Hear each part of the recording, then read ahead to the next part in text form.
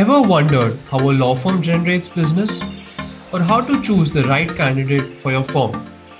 Wanted to know how the legal landscape is changing? What is this legal tech that everyone keeps talking about? And where is the work life balance in today's scenario? I, Anshul Gupta, the co founder of Might Legal, brings to you Raising the Bar, your very real and candid take into the workings and insights of being in the legal business in the post-COVID world of 2021.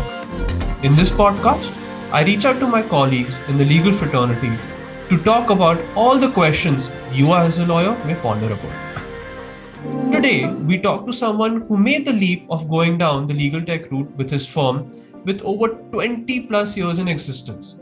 Lexport has seen the legal industry in India evolve and firsthand seen the shift in the paradigm to the new way of work. Today, we talk to Mr. Srinivas Kotni, founder and managing partner of Lexport, about how things have changed for the Indian legal fraternity and is upgrading oneself the key to survival in today's time? Welcome, Mr. Kotni. Thank you so much for your time today afternoon. Why don't you tell us a bit about yourself and Lexport and how exactly Lexport started? Good afternoon, Anshul. Thanks for inviting me for this session. Actually, Lexport, the idea germinated in the year 1999. I was the IT professional to start with, just like you. And for a few years, I worked in that domain and then I moved on to the legal field. I worked with the law firm for about 5 to 6 years in different capacities. I joined as an intern and then I was, by the time the 6 years period was over, so I was a full-fledged legal professional. My intention of getting into law from the beginning was to do something on my own as an entrepreneur. The confidence when I got it to do it, I started doing it. 1st January 2000 onwards, Lexport has been there. And we have slowly and steadily progressed into where we are. Actually, I started it alone in 2000. Got it. So you've been an entrepreneur for more than 20 years then. Yeah, Anshul. Great, sir. So, Lexport has been there in the industry for such a long time, and you've seen all the ups and downs, all the various changes in the legal sector. My first question to you would be that before automation, how exactly were things done at Lexport? Before automation, also there was some automation. You didn't have apps and resources available right now, but in bits and pieces there were things. Like, for example, we extensively used Google Calendar. We extensively used all the Microsoft resources. Email we were using from right day one. So in a way, the IT applications are being used. The only thing is that the specialized apps which you're talking about right now, which APIs connecting to different databases, codes being online, the calendars being online, that stuff has been a transition. But then as far as IT is concerned, so day one, I had a PC to myself. So maybe in the year 2004, I got my first Apple laptop. So therefore, last 16, 17 years, I'm on my laptop. Before that, as far as I remember, desktop was there. So I do remember that when just joined the profession, only WordStar was there. One computer and 10 people were dependent on that. Those days also I've seen days before that also where the typewriter or electronic typewriter was the only source or the infrastructure available in terms of word processing. And even from the word processing perspective, I've seen it grow from WordStar to the modern Word and different other applications, whether it is spreadsheets, whether it is presentation, PowerPoints or other things. So there has been progress and there have been incremental developments every now and then. But yes, it was there. I won't say that there was no IT at all. In fact, before using the Might Legal platform and other platform for our workflow management, for about 7-8 years, we used our own cloud-based task management system. We used to call it Lex Tracker. And all our assignments were there online, and then we were getting reminders and intimations on email, on SMS, etc. So we tried to develop our own in-house thing, but then since that is not our focus area, we didn't focus on that. But yes, it served its purpose till we came to you. We were using our own in-house database or work management system on cloud. Got it. So, one of the interesting questions here that a lot of our listeners and viewers would particularly be, excited to know your views is that where did you hear the word legal tech, right? When were you, when did you first experience the concept of legal tech, and did you ever imagine that you would be investing in it and actually be working so closely with it? As far as technology is concerned, I was never averse. I was always open. And since my initial grounding was in technology, I knew that it can do wonders. It can automate tedious tasks in a very sweet manner. So first time I could sense it. Right from the beginning, I knew that something would happen, but we were all waiting. There were legal databases, there were search engines coming in the legal domain. We were looking at courts getting automated every now and then. We were seeing e-governance happening.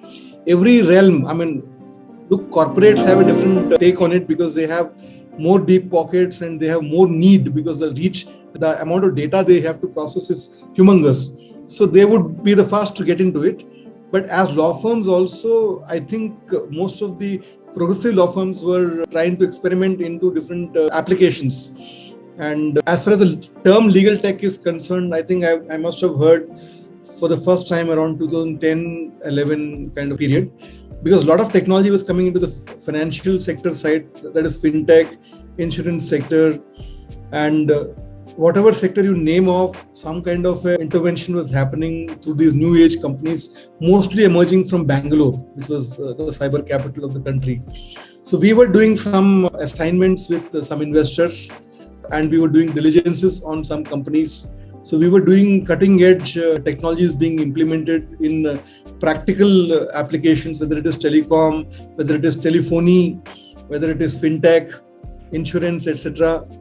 So therefore, that understanding was there. And then these apps were coming in, aggregators, marketplaces, e-commerce. So once this is coming in, it's all about putting them together, integrating the payment gateway, processing the transactions, databases, having the reports the way you want, and then giving an interface to the various stakeholders, whether it's your employees or whether it's your customers or whether it is now like even tax payment, GST portal. It's everything automated. Nothing is now left behind. I think even Parchun ka dukan walas are having small systems and applications to capture all their stock and then their printing of invoices, etc. It was happening even then, but then at a particular level they were being done. Now even the smallest of the users are using technology, and legal tech is here to stay, like technology in other sectors, and we have to adopt it.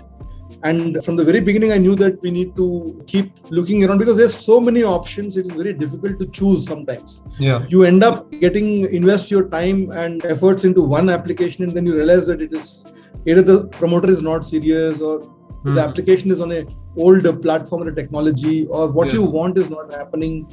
Because as human beings, we want the best, always the best. And then we are talking to others in the market, then you're getting to know the better things. So always, even the vendors have to be on their toes. Of course, like you have to constantly improve and iterate to give the best experience. So definitely agree with that. I think, working from that point, at least whenever we talk about legal tech from a vendor perspective, we've seen a level of hesitation, from legal teams where there is an attitude that legal tech is taking away jobs. Is it really needed? So why, in your perspective, is there so-called a negative attitude when it comes to legal tech? And do you think that's changing? I understand from where you're coming.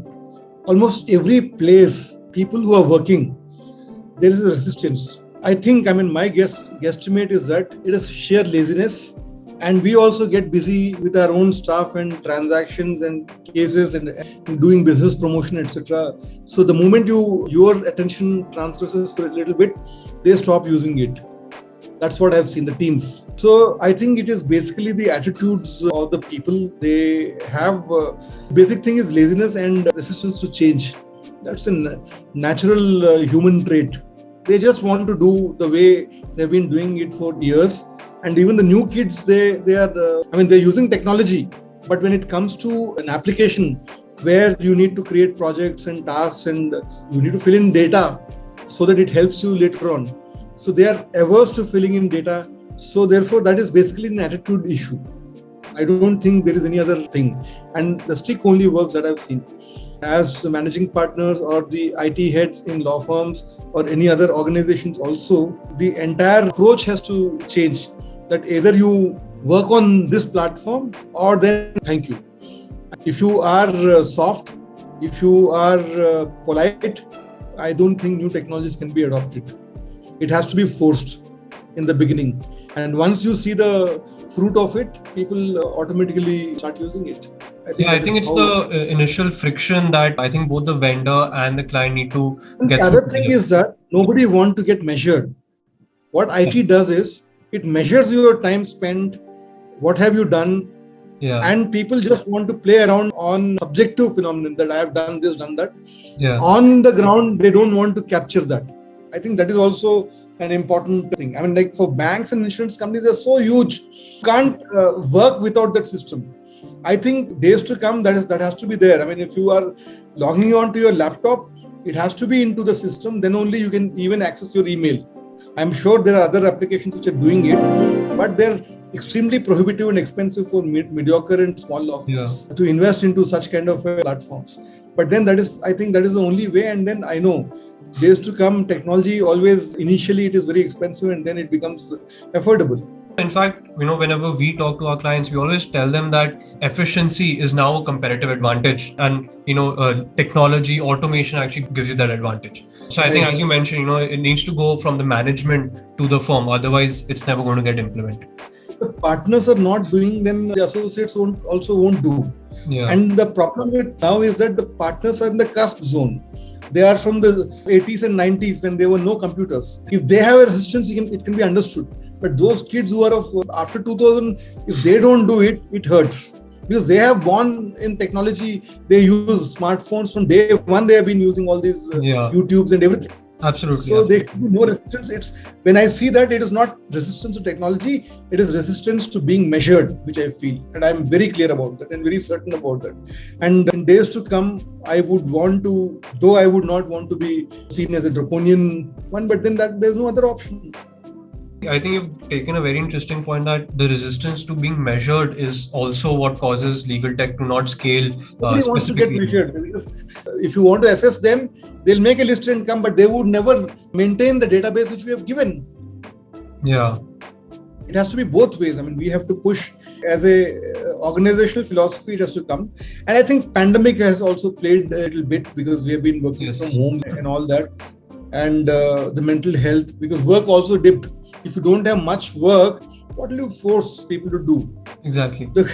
When it's a going thing, then there are many transactions happening, many things are happening, your interactions are happening, you're meeting in office every day. So that energy is different. But we have to change our mindsets and use it. I mean, because more so when in the pandemic time, because there's a better control on your own database, what all your files, what you have done, whether it has been built or not built. Any organization, there's a life cycle of doing work and getting built, and otherwise the organization will get defeated.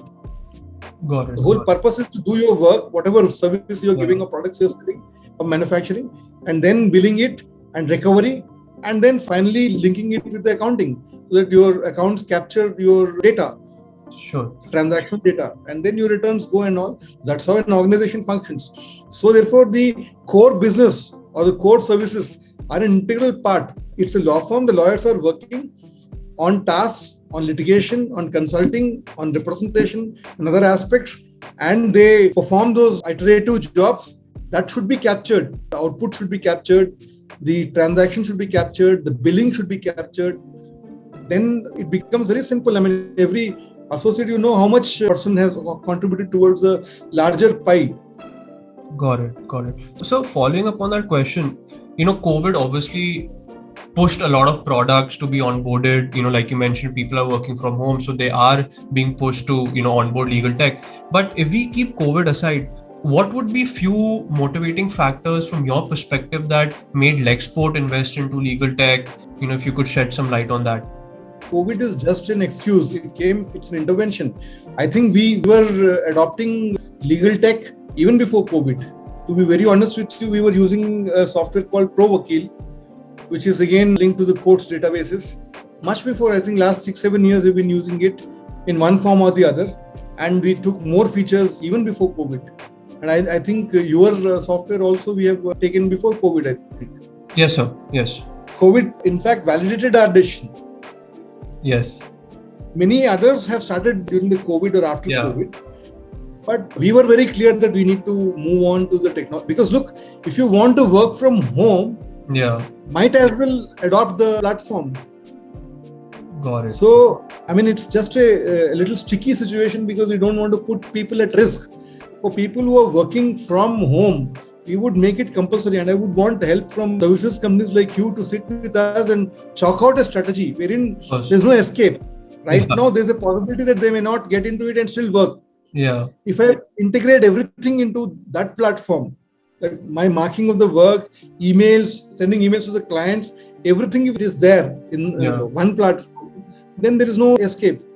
So like you mentioned earlier, in India, legal tech companies have tried to come up. There have been multiple companies for each aspect, right? From case management, IP management, case law research, etc. So it would be very interesting to know your thoughts as a managing partner.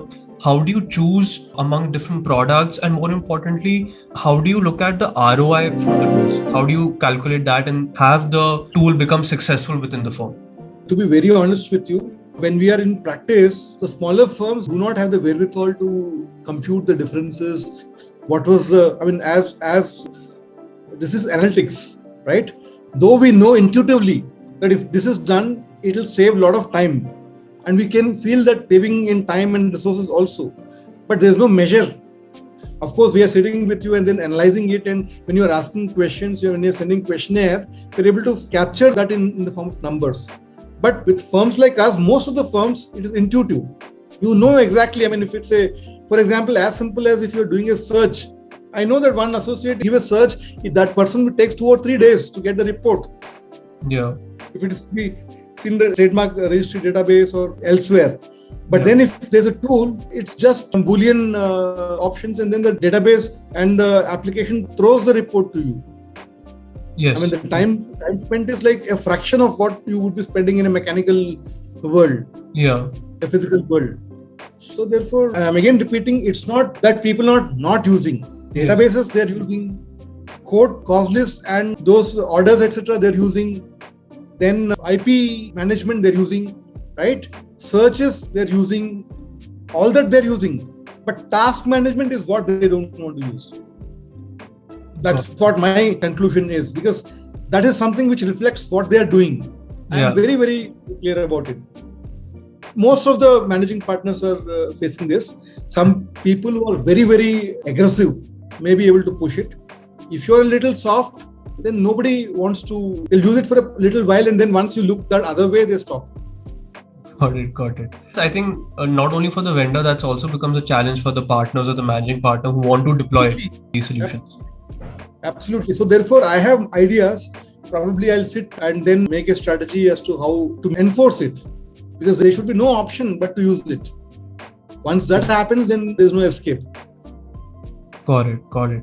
So, sir, I would love to, take you back in time and just to understand a bit about how day one was for you when you started looking at, either when you first started using Mike Legal or any other legal tech solution. How was day one? Was there nervousness amongst the team? Was there resistance? There's a mixed feeling of nervousness and also excitement in some. Yeah. And also some time is spent on learning it. Yes. And then it becomes a part of your life. It's like any other thing. It's like riding a bicycle or whatever. Whatever life skills you learn. It's the same. It's like going to the school the first day. Yeah. And then you go to the weekend. Some people look forward to going and some people don't want to go. That's a different thing. But you have no option but to go to school. Got it. I think that's very interestingly put. So Lexport and Mike Legal have been working together for I think 2.5 years at least. In your perspective, how is the team's reaction now from when they first started? Has the way Lexport would work on particular aspects changed using legal tech? I'll be very upfront with you. I have myself not used the product. Let me put it that way, because the other partner who was handling IPR was driving it. But the feedback which I got, initially there was a little apprehension as to how it is, how it will work. Certain features were not known. There was more to and fro between our teams and your teams to understand a little technicalities. But right now they'll vouch by it. I mean, they're like thrilled because some of the matters we were so efficient because of the application that our teams are like very, very happy. I mean, at least the entire IP team, whoever it is, whether it is legal, paralegal, associates, people have been coming and going also. But then there's a positive feedback as far as this platform is concerned. Got it. I think that's, we're very happy to, definitely hear about that. I think my next question would be more on where you see the future of legal tech in India, right? Like if we look at from a vendor perspective, legal tech in India as a market in terms of maturity is years behind if you look at the US, UK market. So where do you think legal tech would be in India? What would be the interesting opportunities in your perspective, when we look at legal tech? When the computers were being introduced into offices, right? There were many people who said that I'll never do it. I'll not touch a computer. I'll not touch a laptop. And those who adopted it, they are now CEOs. Those who resisted, they resisted for 2 years, 3 years, 4 years. But eventually they had no option because client is sending an email. You can't say I don't touch a computer, or you won't get a secretary every time. So they had to fall in line. But in the process, they lost about 4, 5 years, 6 years. They were brilliant people. But because of the resistance and because of the craziness, they lost the opportunities. Same thing is going to happen to legal tech also. Something like, I don't want to use WhatsApp. Somebody can say that. I'm not talking about people who are not in business. If somebody is in a government employment or some other kind of I'm not degrading them in any manner, but they don't need to provide that resource for business. So people who are in business, who have to communicate with multiple persons, who have to generate business and perform, execute, etc. There's no escape. You can't say, I won't use email. You send a courier or you send a hard copy. Every time you say, they'll say, is this Baba a mad fellow? So same thing is going to happen to legal tech also. It is going to take over completely every aspect of it, because today a firm like us will be a little apprehensive because the costs are prohibitive. But the day it becomes affordable and it will be figured out, it's like the self-learning, machine learning softwares are there. I mean, every year, whatever issues are there, those are getting corrected like any other software. And there'll be an occasion when the codes are linked, the clients are linked, right? The entire database is there. You can mail from there. Your word processor is there. So entire thing is in one application. It's just like a laptop. In your laptop, you can do legal research. You can open Safari and then you can open those Manupatra or other databases where you want to do case law research. You can access the court website, right? You can write a mail to your client. You can receive client. You can keep your documents in a folder. It was unthinkable 10 years back, 20 years back. You had to have one person going to the court and doing it, one clerk doing it, somebody delivering some hard copies to you, some phone call coming. I mean, if you saw that cartoon wherein the table in the 80s and 90s, it used to have 1010 gadgets, a stapler and this and that, calculator and I don't know what, fax machine and so many things. And today, either your smartphone or a laptop is good enough. So if you don't want to use a smartphone or laptop, and if you want to crowd with all that, nobody else is doing it. With whom will you handshake? Of course, definitely. So technology is like a disease. It'll only, the health of the person who is afflicted with the disease will be, I mean, like he has to suffer. Sure. Eventually, when he recovers, he'll be yawns behind people who adopted it easily. Got it. That's what I keep saying. Great, sir. So just before we wrap up, what would be few points that you would like to give or put forward to other partners, managing partners in firms who are a bit hesitant about legal tech? I am saying that my advice would be that the cost of employing legal tech is much, much lesser than what you will suffer in terms of delays, in terms of efficiency, in terms of integration, etc. Cost to your practice, you are not able to see it. Right? If you sit down, what is happening by you not adopting legal tech, you'll realize that. And also day by day, the license fees or the access fees to these technologies is getting very, very affordable. I mean, a few thousands only, right? So therefore, in 1994, a compact Presario laptop 286 was costing 3.5 lakhs, right? So therefore, who would want to buy that? So even if somebody wanted to have a technology in his office, he has to think 350 lakh times to get it or not. A desktop was about 1 lakh and odd. And today, what has happened? Money's value has come down. Even after inflation, you can get it in a few thousands. A second-hand laptop could come in 10,000 rupees, 15,000 rupees. Anywhere. You go to Nehru Place, you'll get dime a dozen. So even if you want a decent one, 30,000 rupees. So I think all these softwares, they're not much expensive at all. If they're expensive, there are options. You look at the one which is less expensive. There's so many youngsters who are coming into the technology space and they're providing affordable technologies.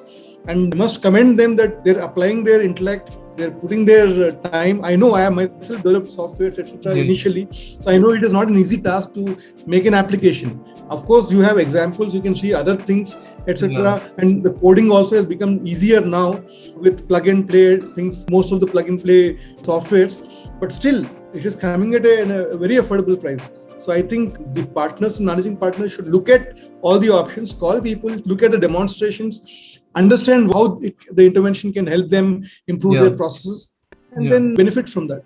And even if they don't want to, eventually they'll be forced to in a couple of years. Great. So thank you, sir, so much for your time. This is very interesting to hear. More importantly, the one point that I absolutely loved was people are resistant to getting measured. And, if that can be circumvented in a way, definitely more solutions can be onboarded and have a successful onboarding. So thanks a lot for your time. More importantly, for you shedding your thoughts on why there's hesitancy on legal tech and what are few pointers for other partners, and hopefully our listeners and viewers can be inspired to also be more open to legal tech and its impact. So thank you so much once again, and thank you to Legsport to being a fellow partner and a wonderful client for Mike Legal for so many years. Thank you so much, sir. Thank you, Anshul. It is a real pleasure talking to you. And congratulations to you for creating such masterpieces of applications which help the industry in doing their work much more efficiently and effectively. And best wishes to you for all your future endeavors. Thank you so much, sir. Thank you for your support. Take care, sir. Bye-bye. So that was a great talk today.